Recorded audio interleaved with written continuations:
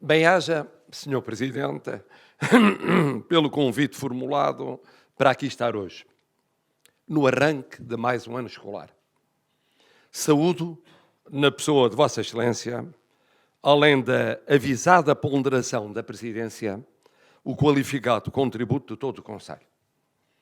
Senhor Professor Dr. Manuel Porto, ouvir da boca de Vossa Excelência, no seu estilo criativo e impressionista, o tocante elogio a um mestre, a um pedagogo, a um cientista, a um cidadão singular, a um amigo indefetível, como era o Sr. Professor Dr. António Barbosa de Melo, é evocar o que de melhor existe na nossa grei.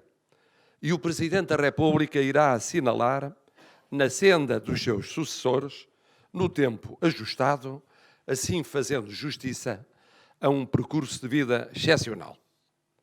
Como presidente deste órgão, ele foi o que sempre se revelou em qualquer das funções públicas que exerceu.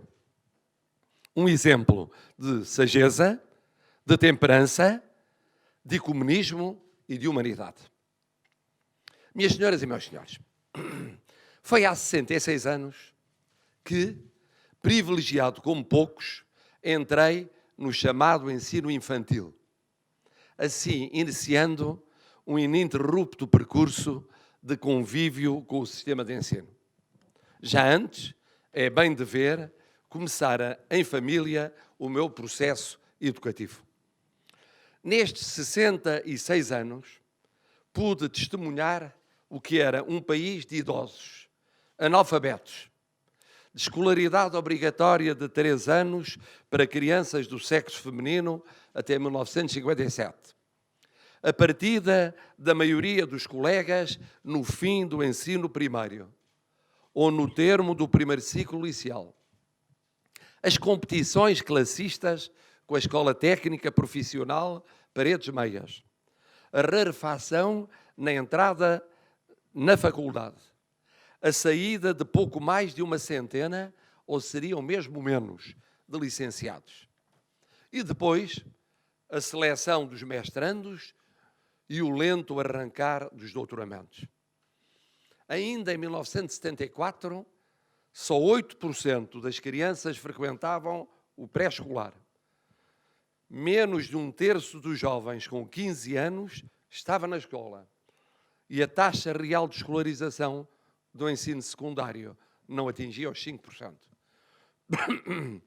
Entretanto, a escolaridade passaria lentamente para os 6 anos e em democracia para os 9.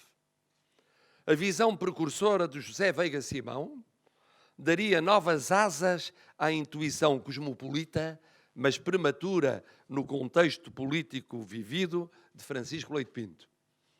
E a educação, enquanto acervo de políticas, teria de fazer face ao afluxo quantitativo brutal dos anos 70 e 80, era Portugal, então um país ainda relativamente jovem, e de se ajustar qualitativamente ao devir universal, à integração europeia, às consecutivas mudanças estruturais da sociedade portuguesa. Durante mais de 25 anos, com responsáveis discípulos ou discípulos dos discípulos de Veiga Simão. Mais recentemente, com novos desafios, novas soluções, novos protagonistas. E algumas vezes com a autonomização do ensino superior, ligado à ciência e com propostas próprias, como a de José Mariano Gago. Uma coisa é certa. Quando em fevereiro deste ano dei na minha faculdade a última aula do primeiro ciclo, a antiga licenciatura, antes de assumir as funções que desempenho, senti que nada nem ninguém jamais quebraria uma ligação ao sistema educativo no qual aluno e docente decorreram os 66 anos iniciados em 1950. Como Presidente da República, serve-se por função e missão durante um número limitado de anos. Professor é sempre. Como educando e educador, é-se mesmo do nascimento até à morte.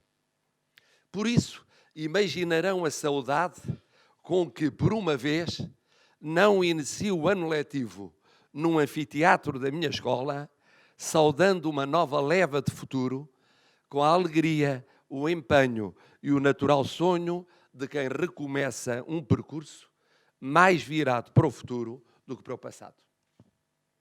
Mas deixe agora o educando, educador e professor falar o Presidente da República para que ele vos enuncie algumas pistas de reflexão.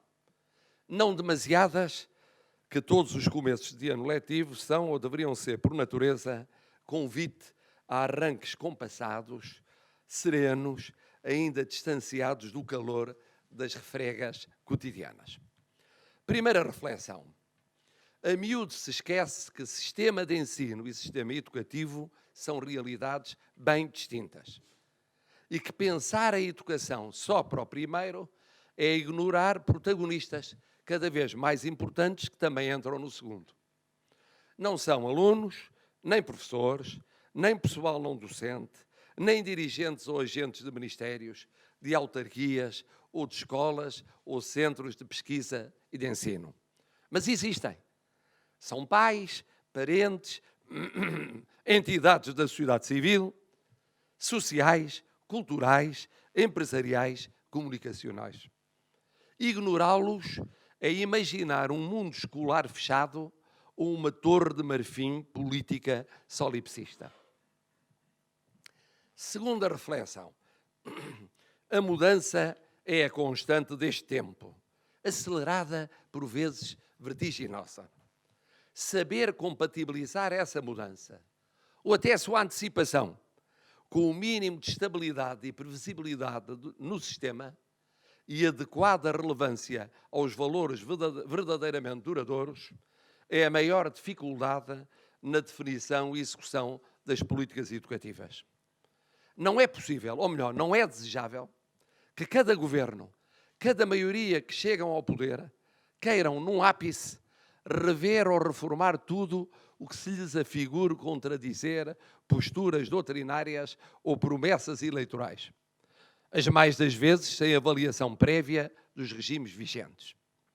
E o façam de supetão, instantaneamente, aos soluços, casuisticamente, de acordo com a inspiração política ou o termo do labor de um grupo de trabalho, daqueles que pululam na nossa administração pública, espécie de compensação da rigidez de estruturas que de tantas heranças institucionais são logo vistas como suspeitas de conservadoras e corporativismo seródio.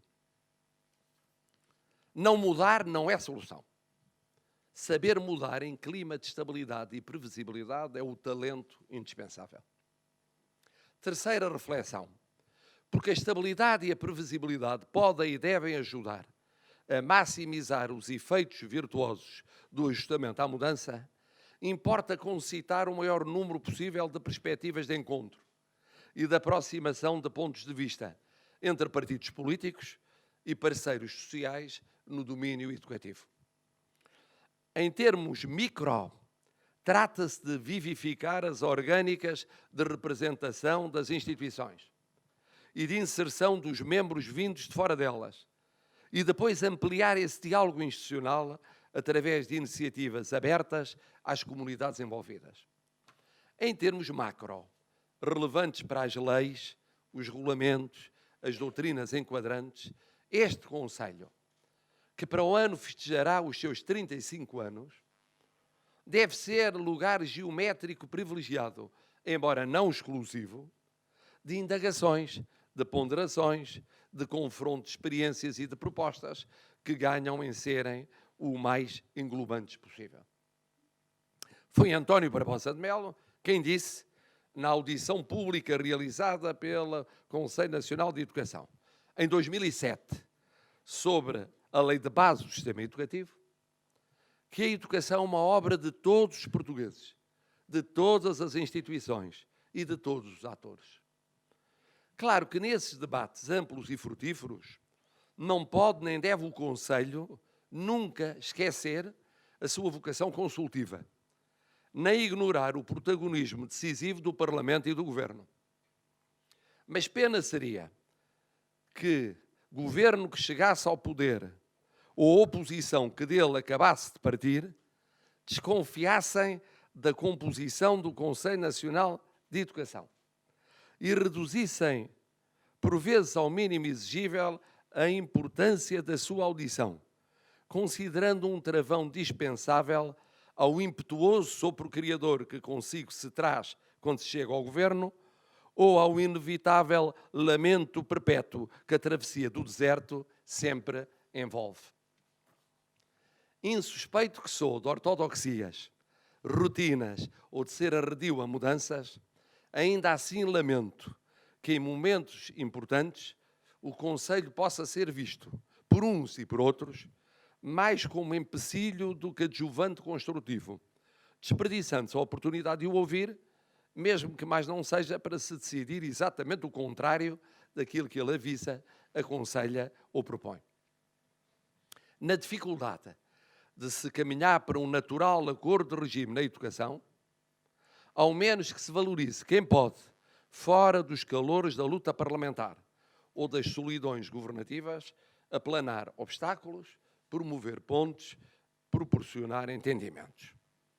Excelências, senhoras e senhores, para sermos justos, temos de reconhecer que nestes 40 anos de Constituição que me honro de ter votado, uma Constituição democrática e social, os passos dados na educação, ou pelo menos no sistema de ensino, foram notáveis.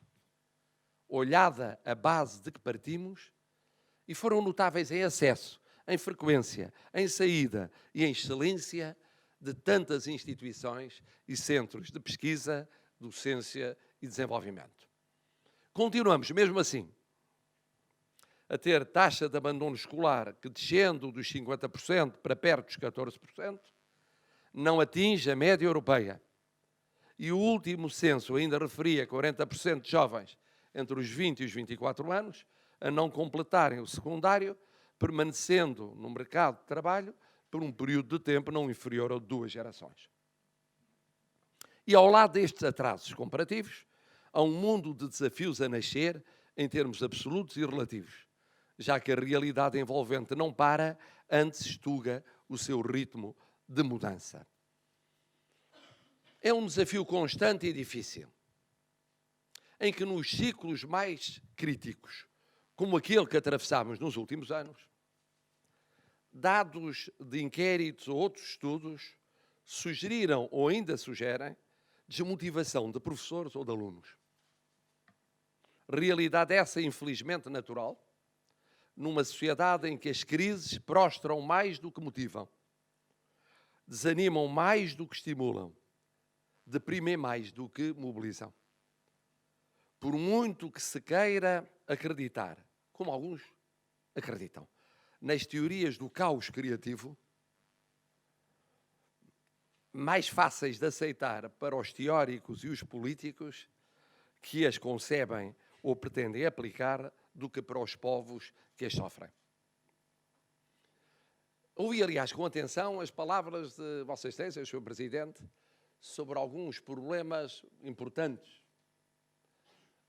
no sistema de ensino português, como é o caso do envelhecimento do pessoal docente, como é o caso ainda da incidência no domínio do sucesso escolar, como é o caso da desigualdade na distribuição territorial do sistema. E que tem a ver com aspectos de fundo que não podem deixar de constituir desafios nos próximos anos.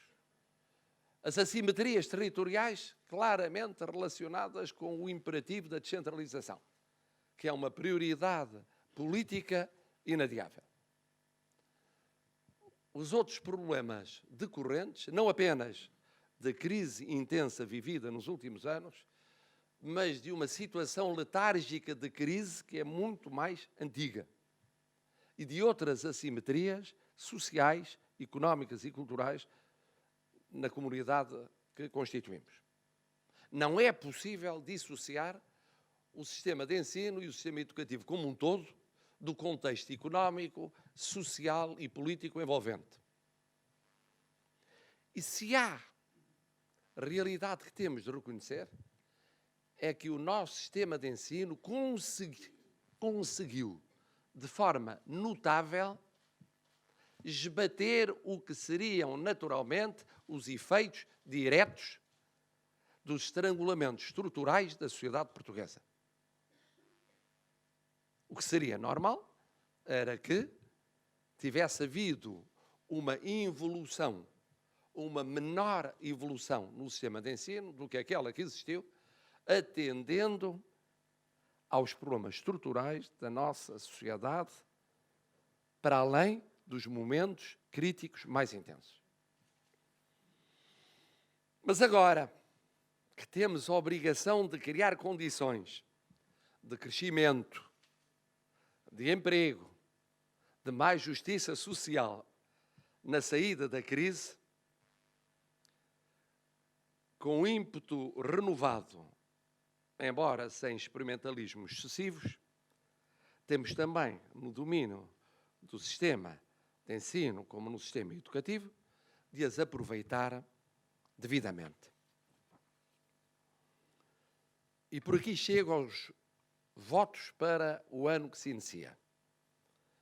Que o novo ano escolar, que ora começa e que não será atravessado por eleições ou mutações governativas, seja um bom exemplo de sensibilidade renovadora, mas atenta à estabilidade e à previsibilidade tão importante para alunos, professores, familiares e sociedade. Que se vão dando passos que convertam sempre a educação em ponto de encontro e não em arena de luta entre partidos ou parceiros sociais. Que o Conselho Nacional de Educação possa contribuir ativamente para esse encontro, esse diálogo, essa convergência. Que a educação seja, na escola como antes e para além dela, uma aposta nacional, que qualifique jovens e menos jovens, abra perspectivas ao mundo, projetando o que de melhor temos em Portugal, faça evoluir a nossa sociedade, tornando-a mais justa e promovendo a mais completa realização de cada um e de todos os portugueses. Um ano bem-sucedido é o que o Presidente da República deseja a todos os portugueses que têm direito a uma democracia social, plural, aberta, livre, tal como a Constituição que nos rege permite há 4 décadas. O sempre aluno, sempre professor, sempre pai, sempre avô que é, acompanha solidário as vossas expectativas e sonha convosco o mesmo sonho de um Portugal muito melhor.